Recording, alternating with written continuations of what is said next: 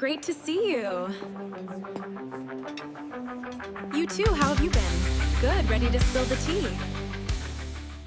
Welcome, welcome, welcome. You are listening to The All Speak, the podcast where we break down everyday English so it actually makes sense, sounds natural, and feels good to use. And we mean really break it down. No boring textbooks, no confusing grammar charts, just two people having a real conversation, giving you real examples, and keeping it fun the whole way through. I'm your host, Eden. And I'm Gabby. And if this is your first time joining us, you picked a great episode to start with. You really did, because today we are diving into one of the most common problems English learners, and honestly even some native speakers, run into every single day. We're talking about sentence fragments and broken English. Yes, and I know. The moment someone says the word grammar, people start zoning out. But trust me, this is not that kind of lesson. Not at all, because we're going to talk about things you've probably already said or heard someone else say, and by the end of this episode, you'll know exactly how to fix them. So stay with us. All right, so Eden, let's start from the very beginning. What exactly is a sentence fragment? Great question. So, a sentence fragment is basically an incomplete sentence. It looks like a sentence, it might start with a capital letter, it might even end with a period, but something important is missing. It doesn't express a complete thought. Right. It's like starting a story, but stopping halfway through. Exactly. Like, imagine someone walks up to you and says, "Because I was tired." And then nothing. That's it. That's the whole thing. You'd be looking at them like, okay, and then what?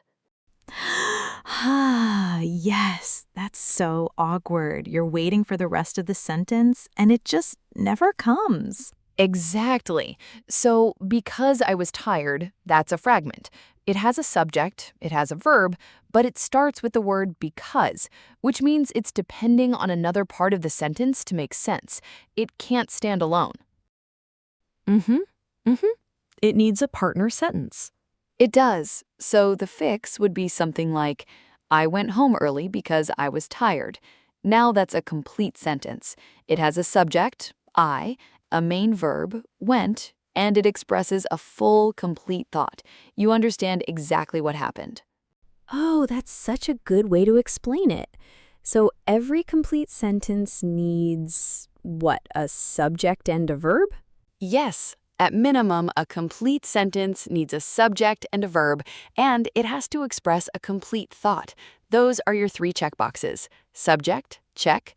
Verb, check. Complete thought, check. If any of those is missing, you've got a fragment.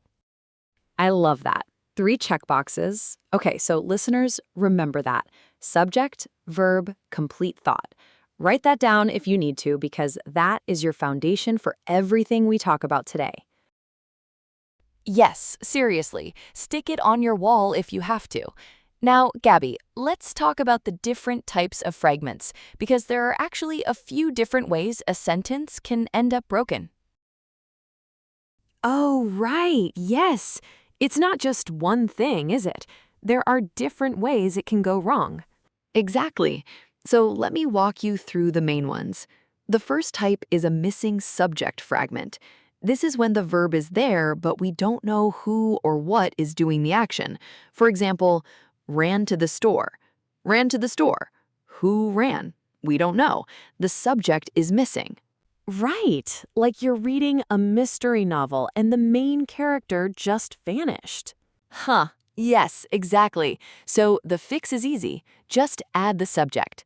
She ran to the store. He ran to the store. My brother ran to the store. Boom. Complete sentence. Simple fix. Okay, what's the second type? The second type is a missing verb fragment. You have the subject, the who, but there's no action, no verb. For example, the tall man in the blue jacket. Okay, what about him? What is he doing? The sentence just stops. There's no action word, no verb. Yeah, it's like a description that goes nowhere. You're painting a picture, but you forget to do anything with it. Perfect way to put it. So the fix? Add a verb. The tall man in the blue jacket walked into the room. Now we have action. Now we have a full sentence. Much better. Okay, and the third type, that was the dependent clause one, right? Like the because I was tired example. Exactly, yes. The third type is what we call a dependent clause fragment. These ones are tricky because they often look and sound almost like a real sentence.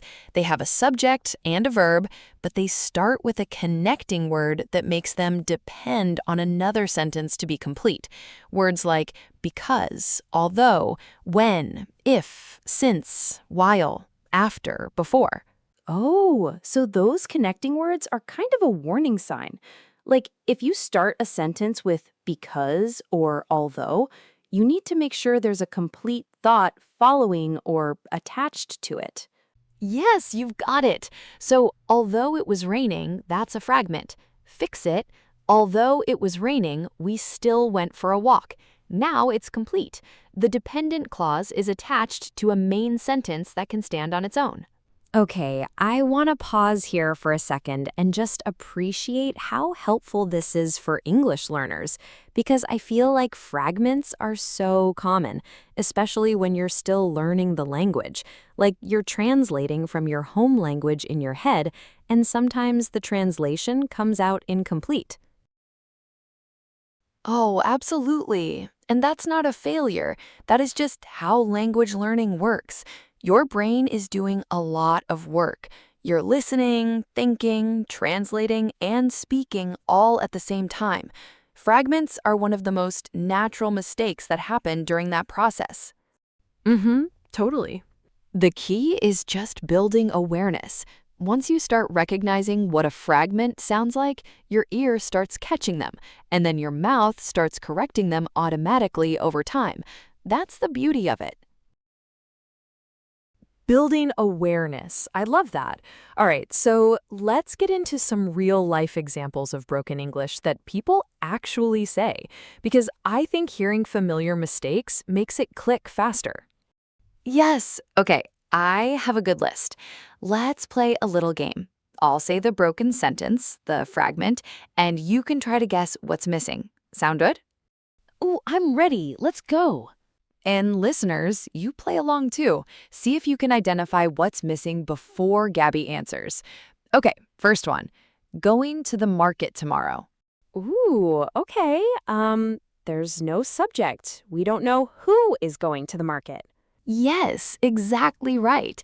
So the fix would be, I am going to the market tomorrow, or she is going to the market tomorrow. You add the subject, and suddenly it's a full sentence. Got it. Okay, next one. Okay, here's a classic one. My friend, the one who always laughs loudly. So we have a subject, my friend, but there's no verb. Nothing happens to the friend. We don't know what the friend does or did. Perfect. The verb is missing, so we fix it by adding the action. My friend, the one who always laughs loudly, just got a new job. Now we have the subject, we have a verb, got, and a complete thought. Beautiful. Yes, that's so satisfying when it clicks into place. Okay, one more. When she finally arrived at the airport. Oh, okay, so this one has a subject and a verb. She arrived. But it starts with when, so it's a dependent clause. It's hanging. We need to know what happened when she arrived. Nailed it. So the fix, when she finally arrived at the airport, everyone cheered. Or, we were so relieved when she finally arrived at the airport. Either way, the dependent clause is now connected to a complete main sentence. No more fragment. Okay, listeners, how did you do?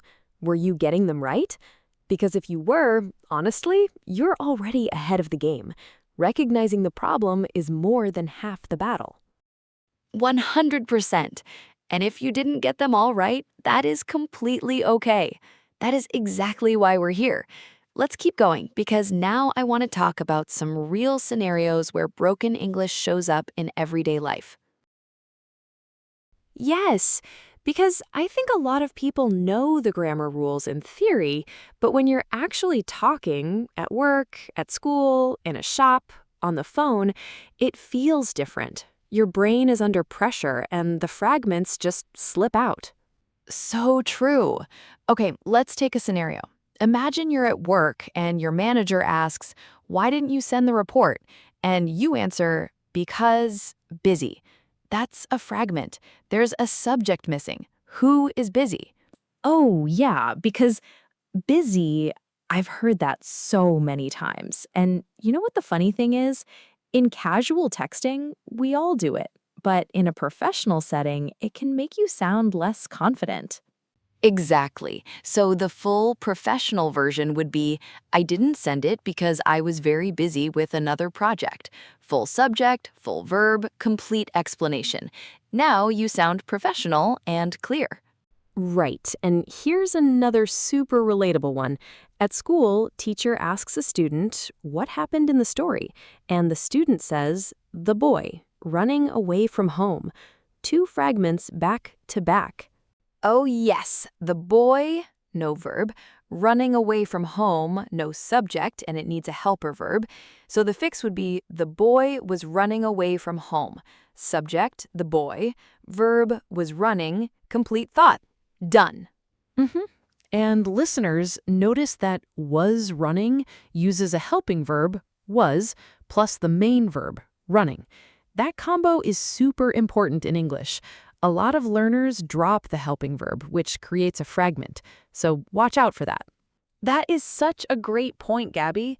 Helping verbs like is, are, was, were, have, has, will, can, should.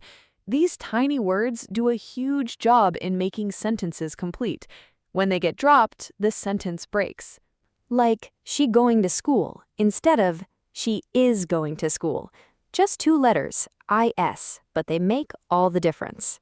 Yes, and that particular mistake, dropping the helping verb is or are, is super common among learners whose first language doesn't use those kinds of helper verbs. Languages like Arabic, Russian, some African languages, and many Asian languages actually don't always require that kind of verb in the same way. So for speakers of those languages, it gets left out naturally. Right, because in your home language it just isn't there, so it feels strange or unnecessary to add it in English. Totally, but here's the good news. Once you know it's happening, you can consciously practice adding those helping verbs until it becomes automatic. It just takes repetition, and that's what we're here to help you with.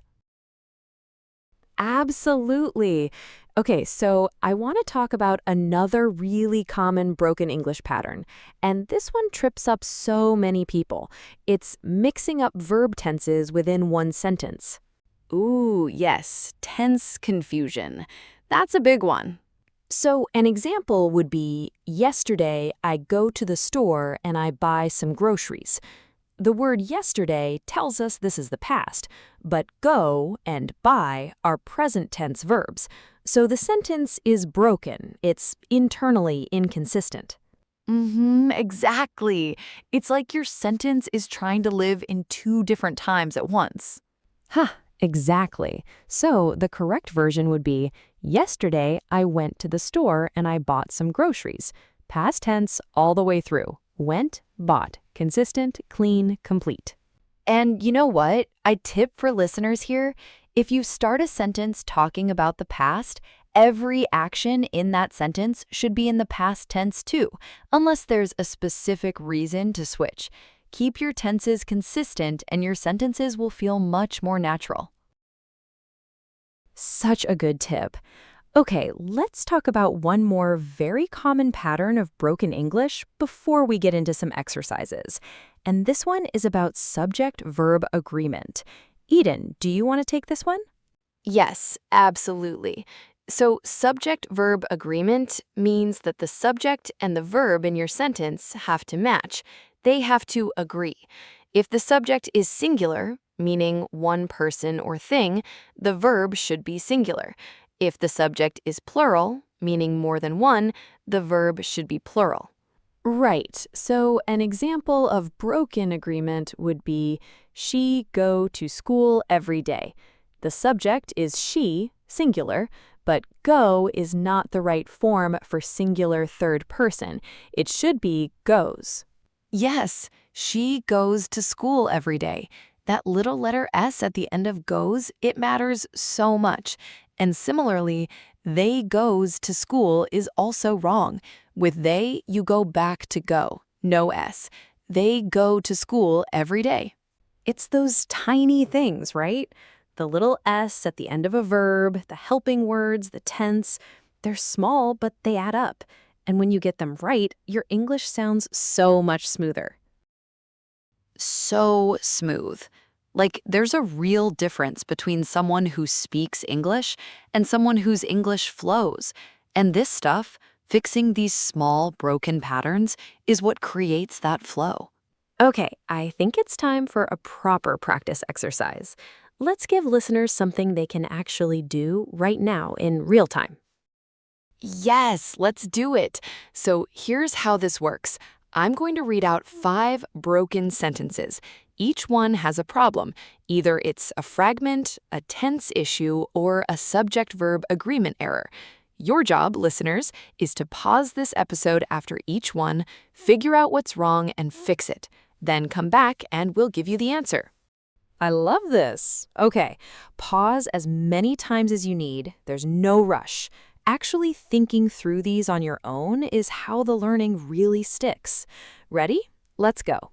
After the rain stopped. Go ahead, pause if you want to think about it.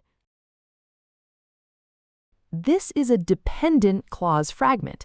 It starts with after, which means it depends on a main clause. Fix it by saying, after the rain stopped, the children went outside. Now it's complete. Last week, my sister visited me and we go to the cinema. This one is a tense problem. Last week puts us in the past, but visit and go are present tense. The fix? Last week, my sister visited me and we went to the cinema. Visited, went, past tense. Consistent. The students in my class. Missing verb. We have a subject, the students in my class, but nothing happens.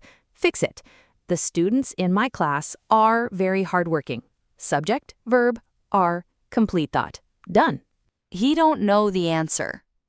Pause and think about this one. Subject-verb agreement issue. With he, she, or it in a negative sentence, we need doesn't, not don't. Fix, he doesn't know the answer. This is one of those really common mistakes, so don't feel bad if you missed it. And the last one, number 5, running through the park every morning before breakfast. Take a moment. Missing subject and missing helping verb. Who is running?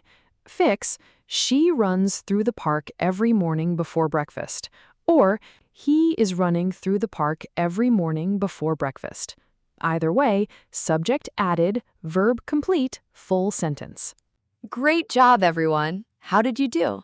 Honestly, even getting 3 out of 5 is fantastic because you're actively thinking about the language, and that is exactly the right habit to build.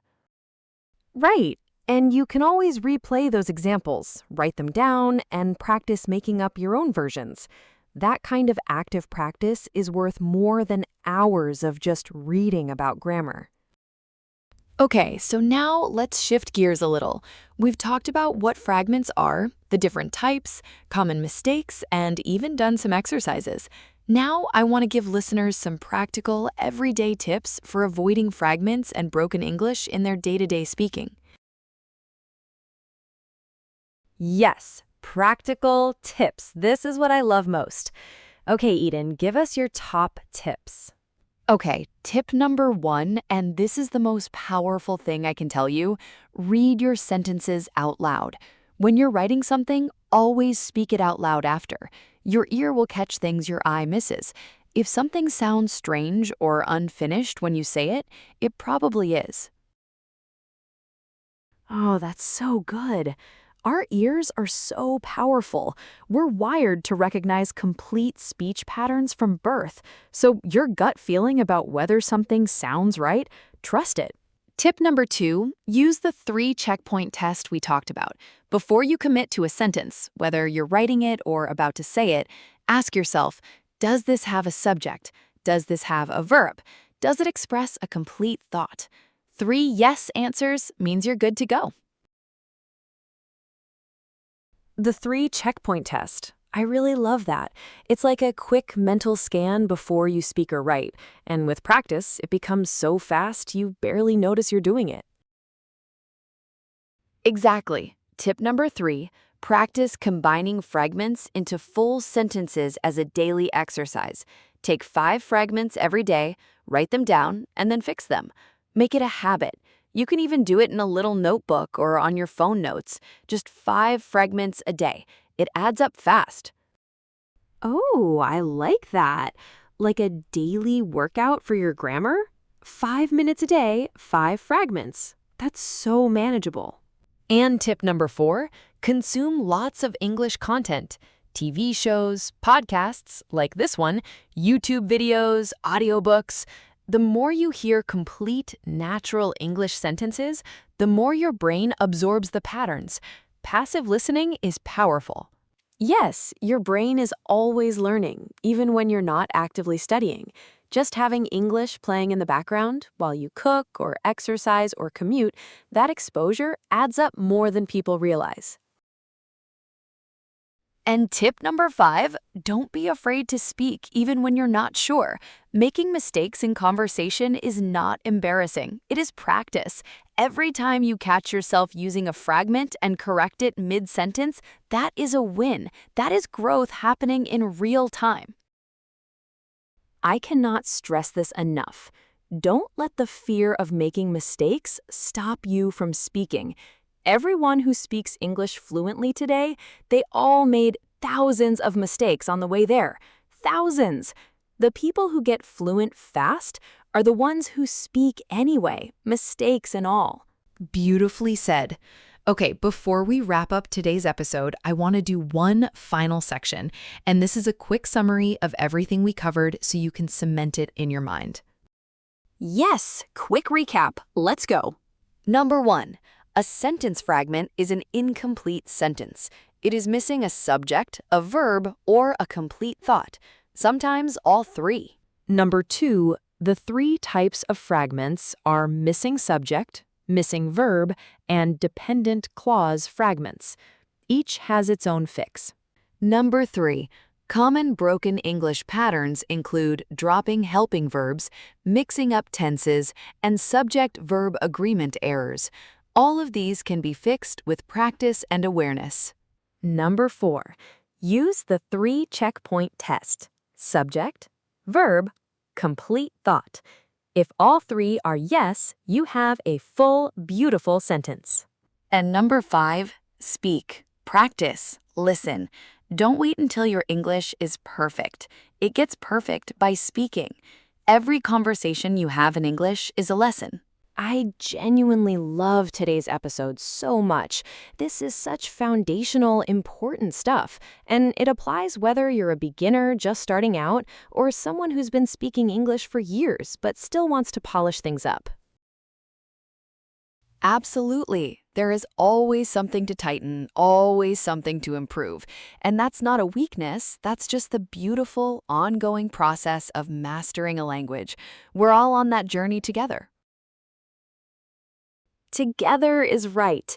And speaking of together, our listeners are the heartbeat of this show. We make this for you, and we love hearing from you. So whether this is your first episode or you've been with us since the beginning, thank you. Genuinely, thank you for choosing to learn and grow with us. And now, the part of the show where we ask you for just a little something in return. If today's episode helped you, if you learned something new, if you're going to think twice before dropping that helping verb, please take 2 seconds and hit that subscribe button. It truly means the world to us, and it helps the All Speak reach more learners just like you. And while you're at it, give us a like. Leave a comment telling us what topic you'd love us to cover next. We read every single one, and so many of our best episodes have come directly from listener suggestions. And please share this episode. Think about someone in your life who is learning English, or someone who might struggle with sentence structure. Send them this episode. Share it on your social media. Word of mouth is how we grow, and every share genuinely changes someone's learning journey. This has been such a fun episode. I'm Gabby. And I'm Eden. Thank you so much for spending this time with us on the All Speak. Keep practicing, keep speaking, and we will see you in the next episode. Bye for now. Bye, everyone!